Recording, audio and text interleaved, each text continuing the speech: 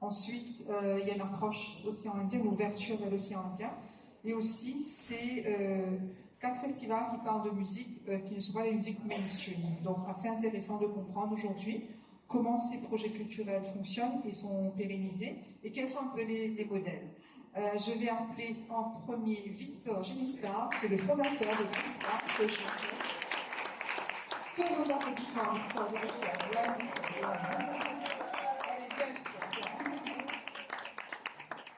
Merci. Ensuite, je vais appeler, je ne sais pas qui je suis, prochaine slide. Attends, et la slide. Gavin m'appelle Gavin Pounesami, adorateur musique. Et fondateur de Mamajan. Pourquoi Gavin Pounesami. Parce que j'avais forcément. Gavin, merci. Bienvenue à la scène, on est content de gagner avec nous.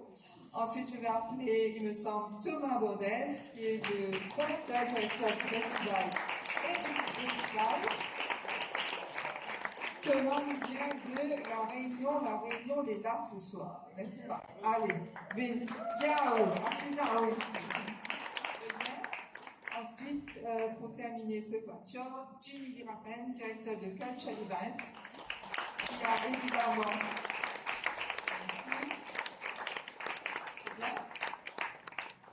Jimmy Virapen, qu'on connaît pour plusieurs projets anonymes et anniversaires, mais il est là aujourd'hui en tant que promoteur de son festival Underground Rock Festival. Merci, messieurs, de me rejoindre. De manière correcte? Tout bon? Allez, c'est bon. Allez. Sur cette partie, j'ai dit que j'allais peut-être poser des questions un petit peu plus communes parce qu'il y a beaucoup de vous vous rejoignez sur plusieurs points. Peut-être première question que je vais poser à tout le monde, c'est un peu de présenter vos festivals et surtout aujourd'hui les réussites de vos différents festivals. Victor, micro près de toi, en premier. Merci Marie-Noël. Donc la ISLA 2068. Avant de parler du festival, peut-être que je peux faire une courte parenthèse sur la ISLA Social Club. Donc je suis le fondateur de la ISLA Social Club, qui est à l'origine du festival de la ISLA 2068.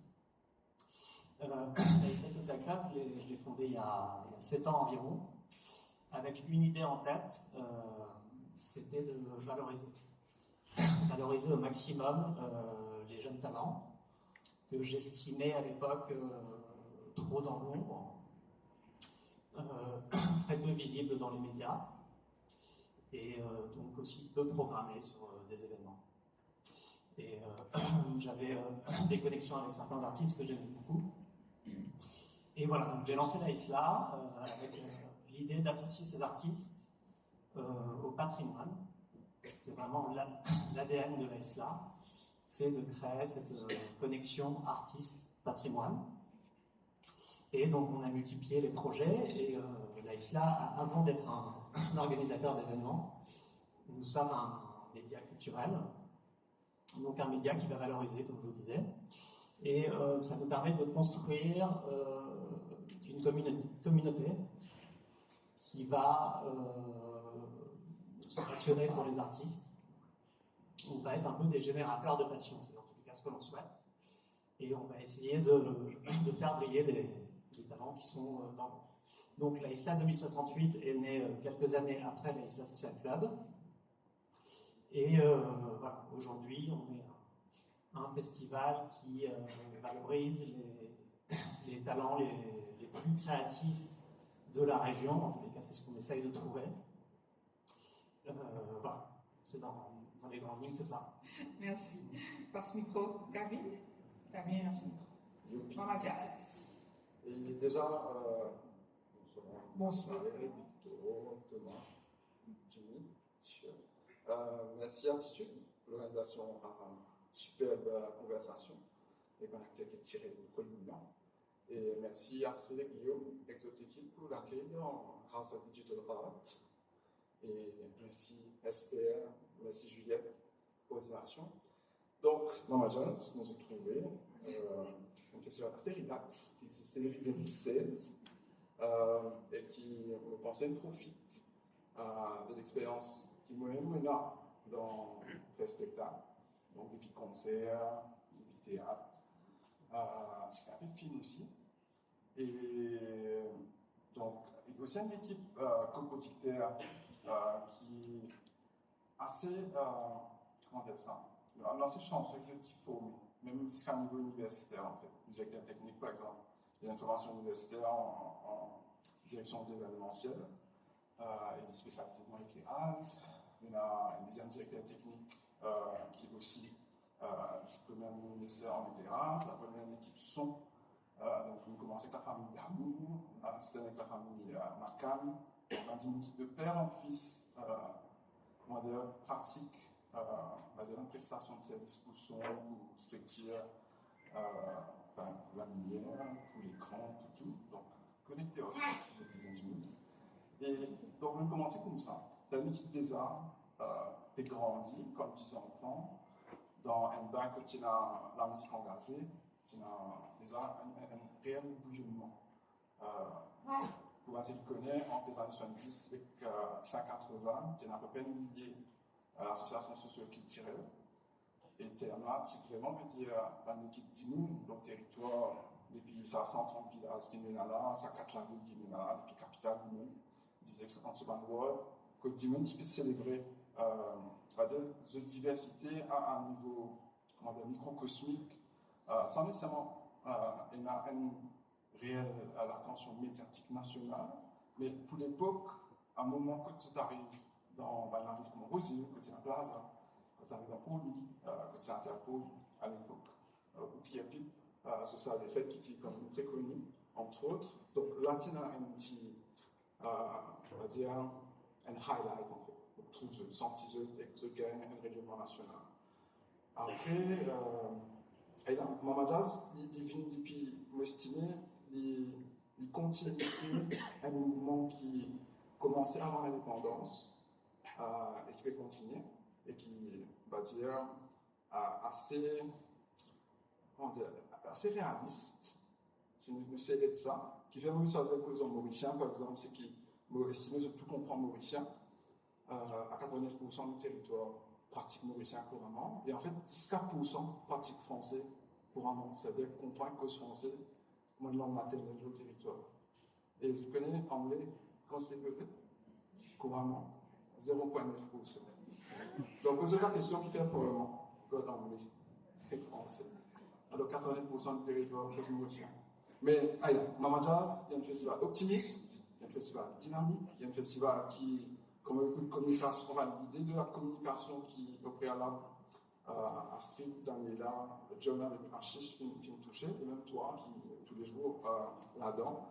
Mama Jazz décide à un moment donné, avertir, c'est-à-dire rayonne comme un soleil, et plutôt qu'il rôle dans le public, pour qu'un aide à ce qu'il festival avec cette production gain finance ou gain soutien, nous disons, ok, là, nous faisons ce que nous sommes capables avec moyens qui nous là, et nous remercions tout le partenaire qui, depuis 2016, de la guerre en nous, pas de la guerre en nous, mais de la guerre ensemble en nous, il y a quelque chose qui tend à développement, en fait, du territoire, et qu'en tant qu'un acteur camarade qui ont été posés, qui va aussi, c'est tout d'un coup, on a ce territoire aussi, la Réunion, qui un ministère, et qui a vraiment beaucoup d'échanges qui des affaires existaient, peut exister, qui peuvent exister, n'est-ce pas? Donc, Aïda, ainsi l'organisation, moi, je me pose, enfin, pas grave. C'est là que je vous passe le micro. Allez, Thomas. Allez, Thomas, à eux. Bonsoir. Merci pour cette invitation. C'est pour moi, venir ici, pour moi, c'est aussi l'occasion d'apprendre avec ces échanges.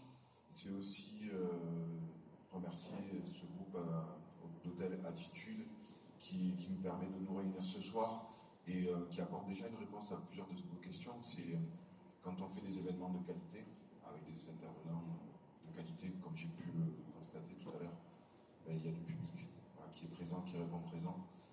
Merci Marie-Noël pour toutes les questions. Tu m'as posé plein de questions. J'ai travaillé. Tu es venu préparer avec ton ordinateur. Très sérieux, tu vois.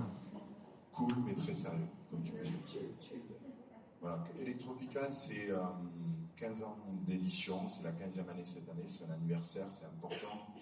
On a fait les 5 ans avec Jeff Mills, on a fait les 10 ans avec Vitalik, avec Carl Craig. Cette année, je vous le dis parce qu'on va l'annoncer demain, on invitera Céron. Céron, c'est le grand papa de la disco, de la French Touch, dans le monde entier. C'est 15 ans, mais c'est pas un travail qui est fait tout seul, c'est un travail qui est fait en équipe et j'ai une très très bonne équipe. On n'a pas la science infuse, on a pris des gamelles, on s'est relevé, on a bataillé. Et ce qui nous permet aussi d'arriver aux 15 ans et de gagner la confiance de nos partenaires, publics, privés, mais aussi et surtout du public. Et un gros travail qui est fait depuis de longues années avec ce que j'appelle la matière première, ce qui va apporter la fusion, c'est les artistes. Donc on l'expliquera tout à l'heure, après des questions de Marie-Noël, c'est comment on a fait évoluer le festival et comment on a fait évoluer et grandir avec nous, parce qu'on a grandi avec eux, ces artistes de la Réunion, mais pas seulement, parce qu'il y a des artistes mauriciens qui viennent Maoré, Malgache, du Sud, du Kenya, etc.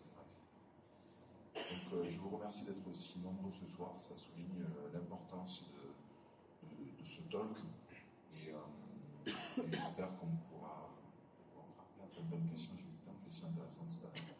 C'était très très bien. Merci à vous. Merci Thomas.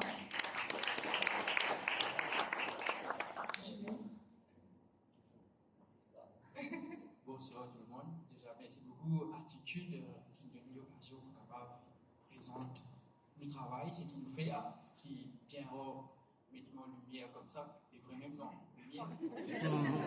Et c'est pour ça, parce que nous qui sommes là, c'est mettre les autres à cette place. Et aujourd'hui, merci pour ça. Et Underground Rock Festival, ça existe depuis 7 ans. Mais nous n'avons réalisé que 5 fois en 7 ans. Parce que, avec comme il y a financement, peu importe. Mais nous avons réussi à réaliser quand même pendant 5 ans. Et Underground Rock Festival, c'est un festival rock mauricien. Sur tous les années, nous essayons d'amener le régional dans cette univers. Et cette année, nous avons un peu international. Il y a un groupe depuis la métropole, depuis Israël, etc.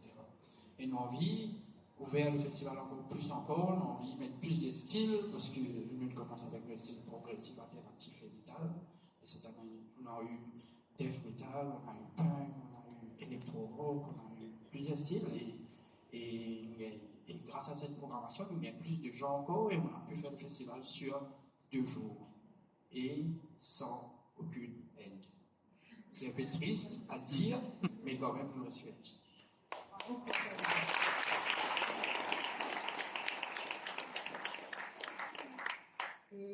Lors de notre préparation, on s'est rendu compte qu'il y avait une question qui serait intéressante à poser, c'est un peu la question des modèles financiers derrière chacun de vos festivals.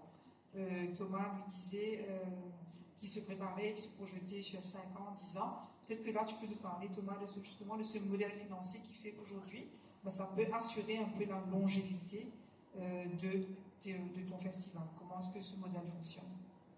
Alors, j'ai pour habitude qu'on va dire des gros mots. On va parler de business, on va parler d'économie, on va parler de seuil de rentabilité.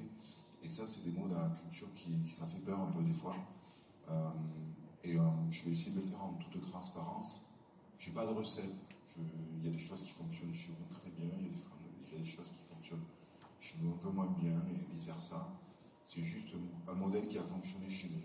Effectivement, j'ai créé le festival sur 10 ans avec des documents, une stratégie, 3 ans pour grimper, 3 ans ensuite de seuil un peu stable pour construire des équipes professionnalisées et ensuite 3 années pour développer. On est arrivé jusqu'aux 10 ans. Ensuite, il y avait la deuxième décennie qui s'annonçait et l'idée c'était de comment on se renouvelle. Donc il y avait des choses qui pointaient leur nez dans l'océan Indien, c'était intéressant de regarder ce qui se passait autour, surtout. De voir ce qui se passait également en Europe, parce qu'on est très connecté avec l'Europe, et d'appliquer des modèles qui fonctionnent chez nous, à La Réunion. Parce qu'il y a un public particulier, j'ai entendu des choses très intéressantes sur les publics, sur des problématiques. On a les mêmes. Des gens qui ne pénètrent pas un lieu parce que c'est pas pour moi, il y a une parente là-dedans. Voilà, c'est des choses qu'on entend aussi à La Réunion. ça c'est encore un autre sujet, mais voilà, il y a des similarités et il y a des problématiques communes à nos 4 événements et à vos événements également. Sur le modèle économique, nous,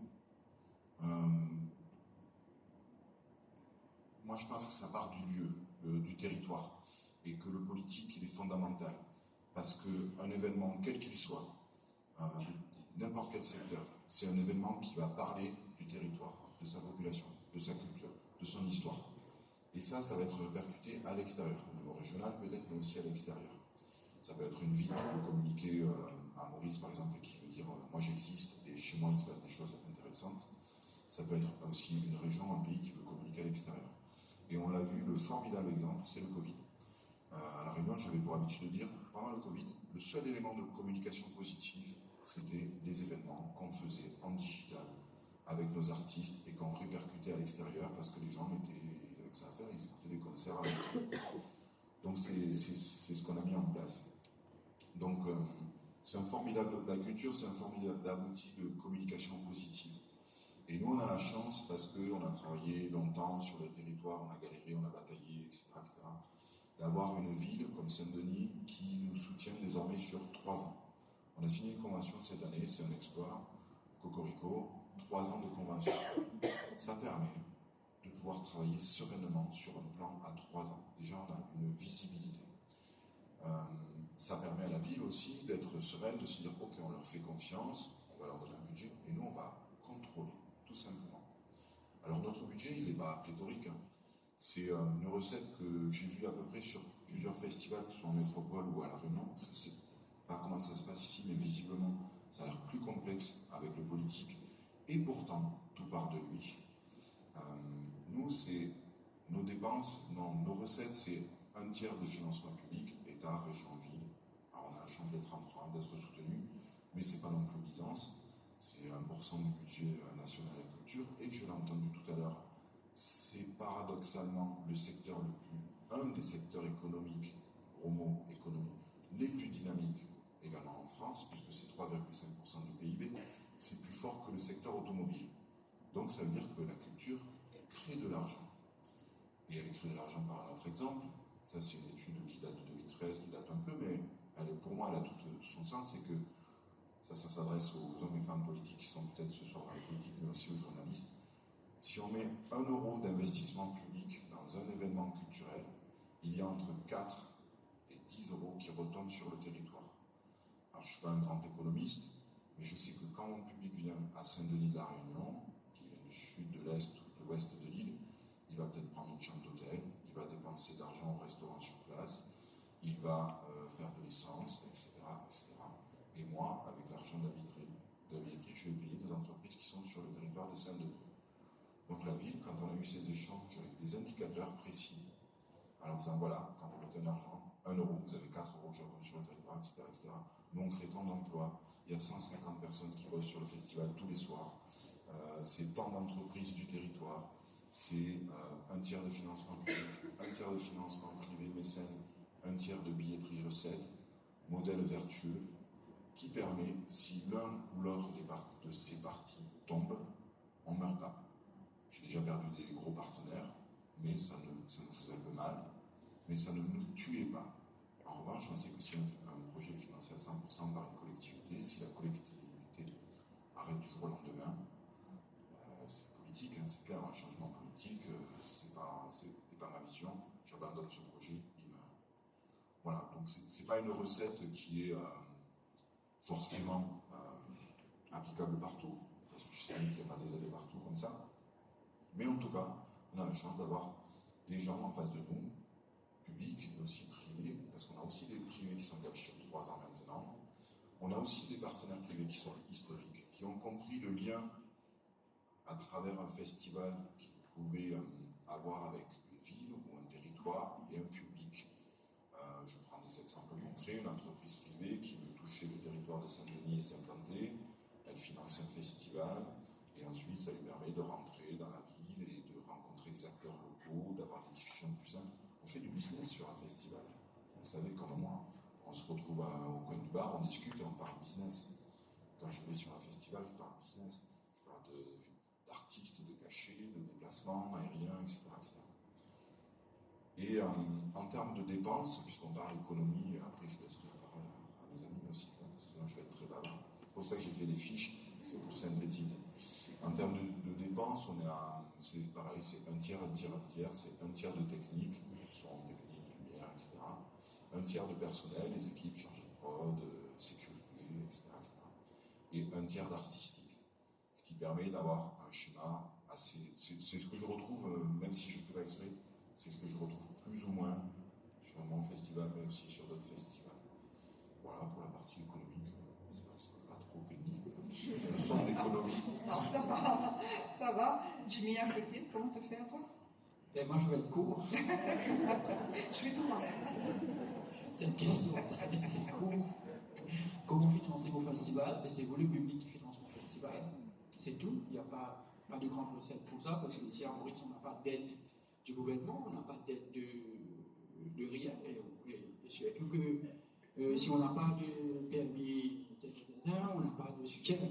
Donc, du coup, rien. Zéro sponsoring, zéro finance. Voilà. Et tout ce qui finance mon festival, c'est le public. Et merci pour ça. Et c'est vous qui payez tout.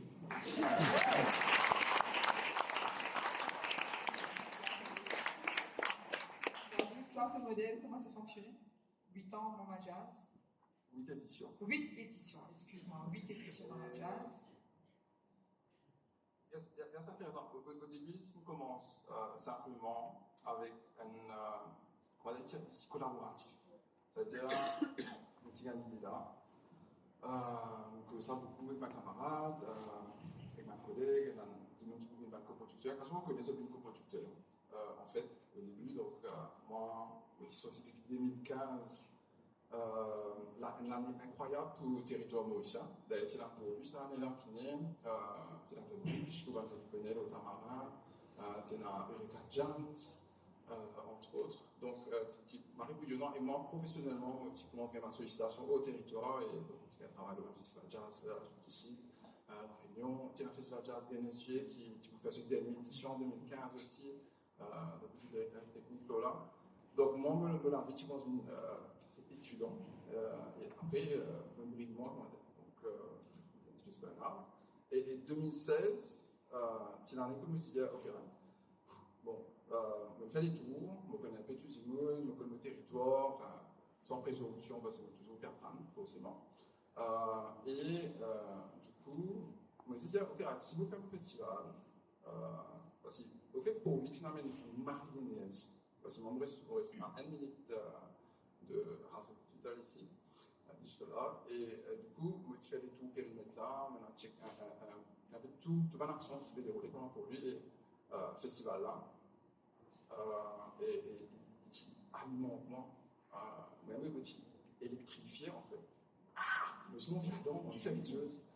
Mais d'ailleurs, Guillaume Cancetti propose moi à l'époque pour faire programmation en musique, mais on va dire, on va encore prêt. C'est ça. Parce qu'il y a quand même une grosse équipe conséquente et là, tu m'as bien compte vraiment, c'est ce cas de 30 dans l'organisation, production, qui pression est là en fait. Soudain, nous commençons à nous plonger en apnée, nous commençons à anticiper pour faire l'ONU. Et donc, anyway, pour partir dans l'organisation qui vous résonne après en 2017, on va remercier tout ça. Donc, moi, en 2016, ma maladie arrivée comme ça. Du coup, quand il commençait, c'est des nouveaux postes, c'est collaboration Conservatoire National Maurice à l'époque, Carbone, c'est Man Artist, qui fait un gros lisage. Je me rappelle, le premier cachet que j'ai tout gagné, c'était 1000 roupies. Donc, pour performance. Donc par musicien, et je fais une semaine. Et du coup, je me rappelle, un billet à 250 roupies. Donc, et à l'époque, pour nous, c'est cohérent. Mais ça, c'est ce qu'un administrateur qui vous n'a après, qui peut appeler à 5 ans. Mais pour à l'époque-là, l'idée c'était faire et qui était comment le ciel vit. Donc, et 2016, il est comme ça. Donc, il y a une semaine. Et après, 2017, donc, une grande idée, parce que je suis excité de cette manière. Je suis fait une semaine, super, je fais 2 mois, yes. Donc, et quand vous faites 1 mois, ça nous paye sa quantité de casse, nous payons en 2017 là, mais aussi, on arrive quand l'université prouve, on va dire, nos excitations. Enfin, on va dire nos excitations, parce qu'il y a une quantité de nous à faire, et surtout avec l'équipe qui nous tient là, avec les ressources qui nous tiennent là, il faut forcément plafonner en fait. Et c'est super, nous avons marré beaucoup d'actions, nous travaillons par 11 espaces, 11 lieux, comment dire, au territoire, parce que les Mamadas, depuis le début, c'était décentralisé, à l'aide du monde, et c'est un espace de performance, entre autres, mais quand nous finissons, dans un camarade, une petite équipe, c'est un grave, et moi-même, c'est assez éprouvant. Et que là, arrive 2018, quand on remercie un bon camarade qui chez moi, que je connais ici, avec l'univers Choukou, donc qui est une espèce de consultant directeur artistique en moi, en Mathias, un bon camarade, et il demande ça. Après ça, des efforts qu'il fait, qui ne pas forcément donner un fruit ou un résultat efficace. Nous travaillons au branding, nous travaillons dans Mathias en blog, nous c'est Denis Valère en fait. Et ça fait une sens pour vous à faire. Et aussi, comment strictement, c'est-à-dire comment faire plus confiance, ou du moins apprendre à déléguer, qui est une affaire qui me tient savoir, c'est que Guillaume, parce que je maîtrise ça, et le Victor aussi, on met là-dedans, Thomas et Timmy aussi, mais on va marier les temps, parce que j'avais Casper, je ne pas connu. Et donc 2018, nous arrivons à mettre en place une petite équipe. Là, nous avons une structure sans hiérarchie. Il essaie qu'il s'appelle dans son position et qu'il est capable d'un protocole d'opération pour nous. Et après, doucement, on commence à intégrer une position la position d'administrateur, qui finalement salve. Et tout ceci commence à nous poser, comment se passe ça, un comptable. Et quand il dit qui est capable de dire, ok les gars, ça m'a bossé, et la casse, mais la casse. Et je peux dire, dire, un petit forward, à ce jour, on m'arrive au festival Mama Jazz, entre 600 000 et 950 000 du monde au territoire, simplement parce que nous travaillons avec la télévision nationale, qui est partie évidente, mais qui fait ce qu'il y a une partie aboutie.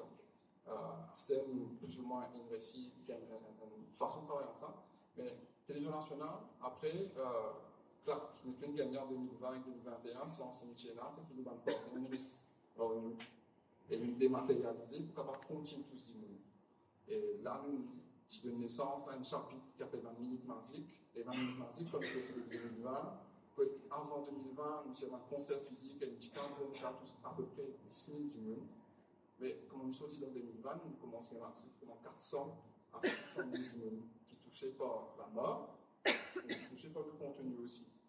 Nous avons fait des concerts en 2020 qui passent aux radios, des radios nationales, Radio One avec Cool FM, et qui passent sur Facebook, YouTube, etc.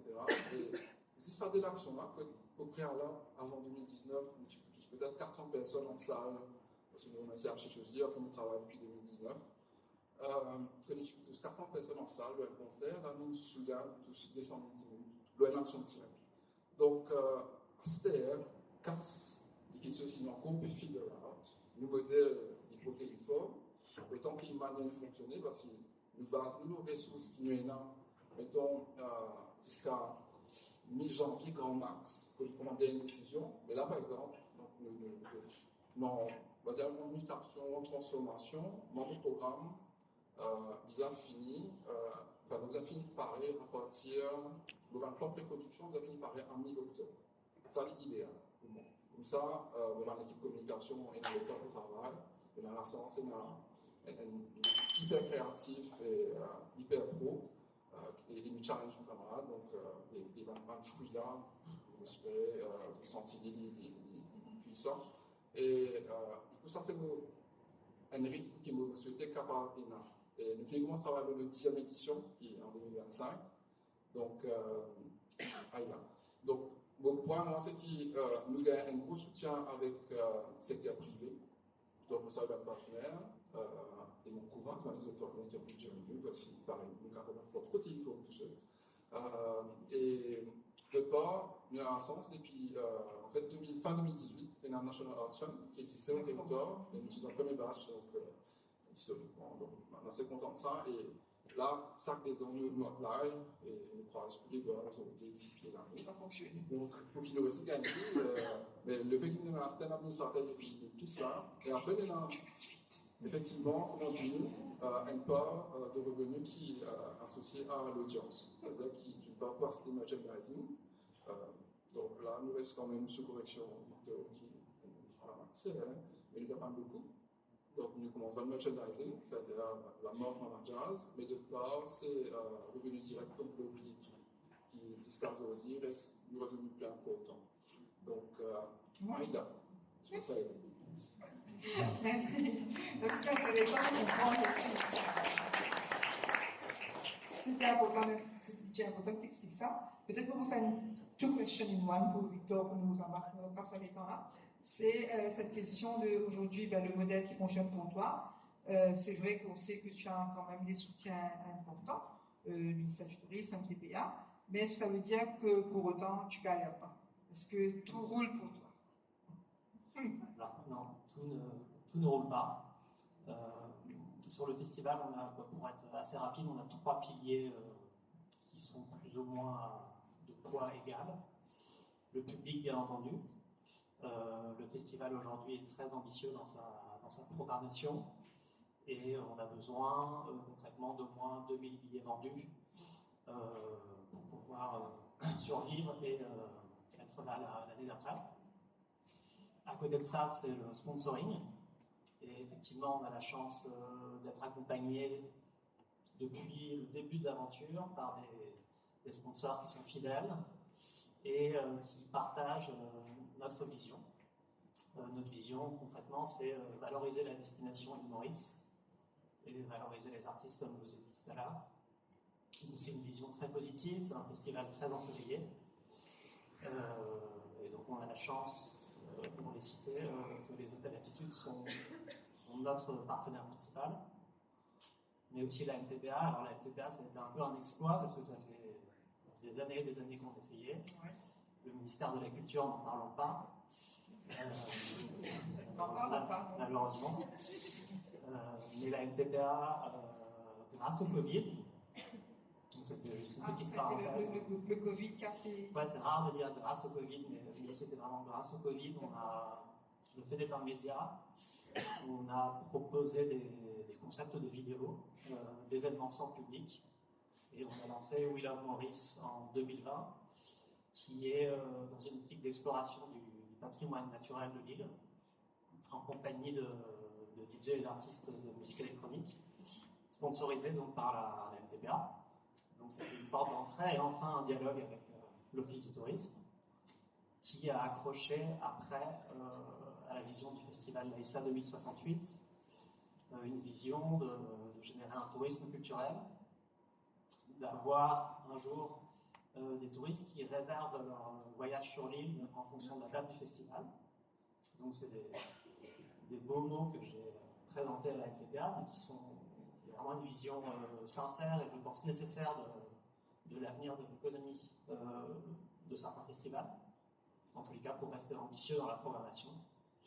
Et donc voilà, on a la chance d'être bien accompagné. Il y a aussi Oxenam, Omnibox, que Gavin citait, qui sont là depuis 2016 avec nous, notre partenaire technique, et d'autres. Donc là, c'est le deuxième pilier, et donc le public, les sponsors, et je ne sais plus ce que je voulais dire. Regarde tes fiches. Donc en tous les cas, c'est ce qui fonctionne pour toi. Oui, non, le troisième pilier, voilà, excusez-moi, c'est un point dont on n'a pas du tout parlé, mais qui est très urgent aujourd'hui, donc c'est les bars, c'est l'alcool. Un point essentiel pour un festival. On vit une période où, au lieu d'être accompagné par les autorités, au lieu d'avoir une aide publique, comme à La Réunion, on a des bâtons dans les roues et on est, nous, organisateurs de festivals, un peu l'ennemi public numéro 1 des autorités. Donc il faudra nous expliquer pourquoi. Peut-être parce qu'on est trop rassembleurs, trop fédérateurs, peut-être qu'on a une vision qui est trop citoyenne pour les nourrices. Voilà, quelque chose qui dérange. Et aujourd'hui, beaucoup le savent, la dernière édition du festival, on a eu 48 heures avant le festival une interdiction de l'alcool. Et à ce jour, je ne peux pas vous garantir que la prochaine édition qui aura lieu en mai 2024 au Château de Bourgogne, on ne sait pas jusqu'à quelle heure aura lieu l'événement, on ne sait pas si on aura le droit de vendre de l'alcool, et on ne sait pas si tout court l'événement pourra avoir lieu, parce qu'à tout moment, ils peuvent débarquer et couper le son. Je crois que Jimmy a connu ça. Donc c'est un gros problème, et si, en tous les cas, si on a une réponse des autorités, ce sera à 2 ou 3 jours de l'événement. Donc voilà le contexte dans lequel on est. Voilà. D'accord, merci. Bon, Jimmy, donc je dois raconter. Non, peut-être tout ça que tu es 6e au festival, mais évidemment, ça se fait pas sans difficulté. Alors, concernant le Underground Rock Festival, il y a ce que tu as dit, il n'y a pas que Underground Rock Festival. Il y a aussi le Fou, oui, bien sûr. un autre festival qui s'appelle le One Live Music Festival. Donc, Qui revient. Cette année-ci. C'est une news, hein? C'est une news One Live. On a eu faire en haut, mais on a voulu faire 2 jours cette année, mais malheureusement, encore une fois, je ne sais pas comment vous faites ça, mais moi, je frappe à des portes, mais. Tu ne savais pas l'autre, toi. Les amis, on va se voir plus souvent que ça. Donc, je frappe à des portes, et malgré ça, j'ai des réponses positives, oui. Pas nécessairement financières, mais il y a des aides. Donc, pas toutes les aides qui peuvent être financées. Il y a des aides aussi avec des prestataires techniques, il y a des aides avec. Même avec des artistes, on va essayer de trouver une solution comment on peut faire tout ça exister. Et encore, et cette année, j'ai essayé de faire un autre truc qui s'appelle le métal en mai, mais malheureusement, ça n'est pas passé. Pas résigné, mais on n'a pas pu le faire. Et le jour de mon festival, juste avant d'ouvrir les portes, la police est venue m'interdire parce qu'ils ont mal fait leur travail. Apparemment, j'étais interdit de faire le festival, mais je ne savais pas. Parce que la lettre est sortie et je l'ai eu 1 semaine après le festival, pour la poste. Donc, tout a été fait. Donc, l'eau des balances, la dernière balance, on nettoyait la cour, la scène, etc. On fait une porte pour qu'il y ait des gens. Mais au lieu des gens, c'est la police qui est venue et qui a pu arrêter. Et on n'a pas pu le faire, on a accueilli 2 groupes de la Réunion, il y avait Le Mort et Warfield, et à Maurice, il y avait Revolt et Rayoshi. Et du coup, on a fait le plateau à la Réunion grâce à nos amis réunionnais qui nous ont accueillis là-bas. Ils ont trouvé que... Exactement. Donc, on l'a fait à la Réunion, on a cité des hommes, même plateau, 4 musiciens, 4 groupes, etc. Comme quand on t'arrête pas. Non. Voilà. Unstoppable. Unstoppable.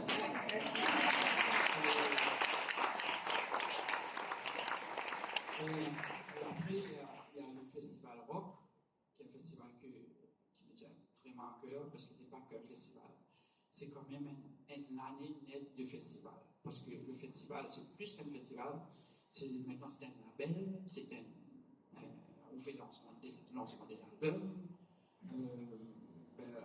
on crée d'autres activités liées au rock, et tout tombe sur l'Underground Festival qui est un pilier pour le rock mauricien. Et maintenant, on va essayer d'exporter nos musiciens, exporter notre rock à l'étranger, parce qu'on accueille beaucoup, mais on veut sortir aussi. Sortir le rock mauricien. Ouais, on a réussi à faire. On a allé jusqu'à La Réunion 2 fois, parce qu'on a participé à un festival au Cap-Bordeaux qui s'appelle La Musicale avec Fly. Et là, l'année prochaine, on va plus faire sortir le rock, peut-être aller jusqu'à Madagascar, en Europe, parce que dans la zone océanienne, il y a le rock Madagascar, le rock mauricien, le rock réunionnais, tout ça mis en force. On va aller très loin, parce que quand vous voyez le rock à Madagascar, il y a avec des groupes tels que Dizzy Brain, Christelle, etc., des groupes qui rayonnent là-bas, qui jouent dans des gros festivals, mais pourquoi pas sur les Mauriciens ou les Réunionnais. Donc, comme tu dis... Là, je passe le micro, là, donc, pour moi, tu sais, faut qu'il nous mette. Peu importe quel bateau tu mets dans la roue, moi, ça dit. Là, on est dans les tables là, je peux reconnaître bien. Il y avait une question que je suis qu'on n'a pas beaucoup de temps, je vois Esther qui. Et je sais qu'on n'a pas beaucoup de temps pour les autres questions, mais il y a une question que je voudrais quand même à laquelle Thomas répond. Par rapport à son festival électropical, c'est vrai, c'est 15 ans longévité de ce festival. Ça tient évidemment à la qualité du festival, à la qualité des artistes, mais aussi on en avait parlé dans notre préparation à ce que vous appeliez, ce que tu appelles le développement d'un public, le développement donc, de ce public qui te suit depuis 15 ans. Parle-nous de ça en fait. Bon, je l'ai entendu tout à l'heure également, c'est la question du public, elle est essentielle. On s'est posé également une question à la réunion avec des talks sur le public. Je ne sais pas s'il y a le secret, en fait, je ne sais pas s'il y a une recette. Vous savez aussi bien que moi, comment on a développé, nous on a fait des actions, on est un festival de niche. Vous êtes des festivals de niche. Le rock, l'électro, le jazz, c'est du festival de niche. Donc du coup, il faut aller chercher dans ce spectre musical chacun d'entre nous. Et là, du coup, je parle pour moi, c'est sur le secteur de la musique électronique. On a investi un champ musical, un spectre musical très large. Donc, pour moi, quand je regarde la frise historique de la musique électronique, je vois du rap, je vois du sound system reggae, je vous passe toute l'histoire, bien sûr, mais vous pouvez vérifier, je vous enverrai les liens si vous voulez. Je vois la musique électronique également, mais il y a la musique concrète, il y a la musique mainstream, il y a de l'EDM, il y a des choses comme ça. Donc, il a fallu aller chercher plusieurs niches. Donc on a segmenté en 3 grandes familles qui sont le rap, le sound system reggae et la musique électronique. Et là-dedans, on allait chercher des chapelles. Donc on va chercher des publics comme ça en proposant chaque fois une tête d'affiche sur chaque secteur musical. Ça, j'ai mis 10 ans, je ne suis pas un rapide, je comprends vite, mais il faut m'expliquer longtemps. J'ai mis plus de 10 ans avant de trouver cette recette qui fonctionne, jusqu'à quand, je ne sais pas, parce que les publics changent, parce que les habitudes changent, comme nous tous.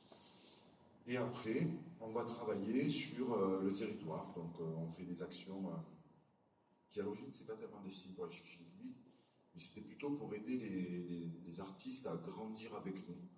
On faisait des actions de résidence de création. Il y a eu Loya et Ménoir qui viennent de Maurice. Il y a eu, c'est ça, je ne me trompe pas. Et on a eu Cubanks, le Mexicain, avec Books Brown, donc ils font des résidences de création. Ensuite, on a des cartes blanches parce que ces artistes-là, ils n'ont pas d'argent. Donc nous, on leur paye de la matière, on les filme, on fait des concerts filmés, ce qu'a fait Victor également. Oui, on n'a pas la science infuse, hein, on partage tous des recettes. Ensuite, on a un format club très pointu, on invite des festivals, on invite des labels de musique. On a été les premiers à La Réunion à lancer une soirée queer pour la communauté LGBT parce qu'ils n'avaient pas de lieu pour se retrouver et pour être tranquille, pour ne pas se faire emmerder. Donc ça a été la première fois à La Réunion, on a fait ça. Donc, on a essuyé les plâtres, on s'est battu, donc on est aussi engagé sur des choses comme ça. Et puis ensuite, on a le festival, troisième step, donc, la grosse machine de guerre. Et après, on a l'export. Donc on a réussi à se faire inviter en Hollande à Tourism Art. On a réussi à se faire inviter l'année dernière à Bordeaux Open Air, à Nuit Sonore à Lyon. Et le projet ultime dont on parlera après, puis de toute façon on en a déjà parlé avec Victor, c'est pour moi il faut un réseau de festivals océan Indien, c'est vital, un réseau sud-sud. Et ça c'est encore une autre démarche. Donc sur ces publics, voilà, c'est un travail de longue haleine, il faut rassurer, il faut convaincre que même si c'est de la découverte sur l'image de marque du festival, on peut venir les yeux fermés. Ça, c'est la meilleure chose. Donc, convaincre sur de la qualité de programmation. Moi, j'aimerais faire un festival avec que des découvertes. Ça ne marche pas. J'y arrive pas. Je suis désolé, j'y arrive pas. J'ai essayé, j'y arrive pas. Qu'avec des locaux, j'y arrive pas. On a 50% de programmation locale. Nos artistes locaux sont également les premiers vecteurs, les premiers ambassadeurs d'aller chercher leur public toute l'année. C'est ce que je leur dis. Si un artiste local fait des soirées gratos toute l'année, tous les week-ends, et il n'y a pas un week-end où il y a une soirée électronique à La Réunion, c'est blindé. Sauf qu'après, est-ce que moi, public, j'ai envie d'aller payer pour voir le même gars que je vois tous les week-ends, gratos, dans un bar à côté de chez moi? Alors, ok, les conditions ne sont pas les mêmes, la scénographie n'est pas les mêmes, l'atmosphère, l'immersion, tout ça. Je vais retourner les choses dans tous les sens. Mais il y a quand même un petit frein. Donc je dis à mes artistes, attention, cultivez la rareté. Ce qui est rare et précieux. C'est difficile. Je dis à quelqu'un de ne pas travailler, de ne pas gagner d'argent. pour en gagner peut-être un petit peu plus une fois. Tout ça, c'est complexe. Autre exemple d'aller, il faut casser les codes, et je l'ai entendu tout à l'heure dans le précédent atelier, il faut casser les codes, il faut péter des portes, et il faut être têtu comme mon ami, là il faut y aller. Donc on a investi un endroit qui s'appelle le quartier des Camélias à Saint-Denis, quartier populaire. On y a mis de l'art digital, hyper pointu. Donc c'était des lotus qui font 4 mètres de large, il y en avait 6 pendant 3 jours. Et là on m'a dit, mais Thomas tu es fou, tu vas te faire désosser tes installations qui coûtaient pas mal d'argent quand même, pas mal d'argent. Tu vas te faire désosser tes installations, c'est un quartier, c'est les cagnards, tout ça, Non, il faut faire confiance aux gens, il faut aller chercher, il faut convaincre, il faut montrer aussi que c'est aussi se présenter, il ne faut pas attendre qu'ils viennent. Et on est allé dans ce quartier et on a été accueillis comme jamais. Un vernissage d'anthologie préparé par les habitants qui nous ont avoué qu'ils en avaient marre d'avoir des choses, des sortes d'animations, comme si c'était un peu allez, on vous fait un truc, mais c'est cheap, donc on fait parce que c'est le quartier des Camélias. Donc là, on leur a amené une vraie installation de notoriété nationale, européenne, et ils étaient très fiers parce que ça se passait chez eux. Du coup, nos installations, elles sont restées un week-end entier avec un agent de sécu, et les gens venaient se prendre en photo, etc. Voilà. Et pourtant, c'est un quartier hyper populaire. Donc ça, voilà, il faut casser, il faut faire des expériences, et il n'y a que le public, la politique et les partenaires qui peuvent favoriser sur nos projets. Vous imaginez bien que je n'ai pas inventé l'argent pour aller faire ça. Mais ça permet voilà, de casser les codes. Qu'un bobo comme moi aille dans un quartier voir une installation d'art digital. Redévelopper, hein. Non. Ils ont arrivé à venir déjà.